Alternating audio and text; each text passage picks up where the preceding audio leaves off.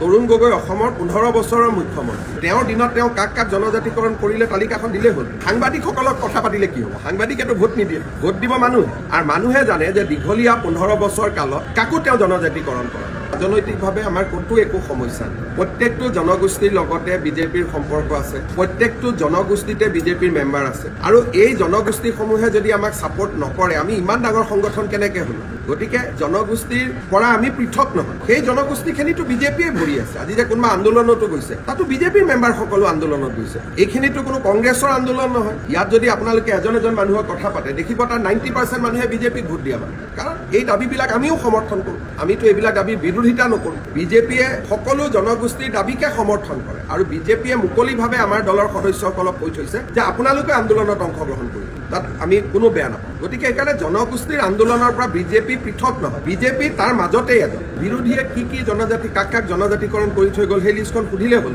তৰুণ গগৈ অসমৰ 15 বছৰৰ মুখ্যমন্ত্ৰী তেওঁৰ দিনত তেওঁ কাক কাক জনজাতিকৰণ কৰিলে তালিকাখন দিলে হ'ল সাংবাদিকসকলক কথা পাতিলে কি হ'ব সাংবাদিকেতো ভোট নিদিয়ে ভোট দিব মানুহ আৰু মানুহে জানে যে দীঘলীয়া 15 বছৰ কালত কাকো তেওঁ জনজাতিকৰণ কৰে আমিতো বহুত কৰি আছো মেডিকেল এডমিশন সিট ৰিজাৰ্ভেশ্যন আমি যিমান কৰিছো কংগ্ৰেছে তাৰ তুলনাত আপোনালোকে কংগ্ৰেছক সুধিব যে মৰাণ ৰাইজৰ কাৰণে আপোনালোকে কি কৰিছিল 15 বছৰ মটক ৰাইজৰ কাৰণে আপোনালোকে কি কৰিছিল আজি চাউলুং চুকাফাৰ নামত এখনো শিক্ষানুষ্ঠান নিৰ্মাণ নকৰিলে আজি বিজেপিহে ইউনিভাৰ্চিটি এতিয়া তেখেতৰ নামত কৰিব গৈ আছে গতিকে এটা কথা পুৰা স্পষ্ট যে বিজেপিৰ দিনত প্ৰত্যেকটো জনগোষ্ঠীয়ে ন্যায় পাইছে আৰু তেওঁলোকক আমি দিবলগীয়া আছে আৰু দি যাম আমাৰ কোনো কৃপণালী নাই আমি যিমান কৰিব পাৰোঁ আমি কৰি গৈ সেইকাৰণে বিজেপি শক্তিশালী চিন্তাৰ কোনো কাৰণ নাই বহুত ভোটত বিজেপি জয়লাভ কৰিব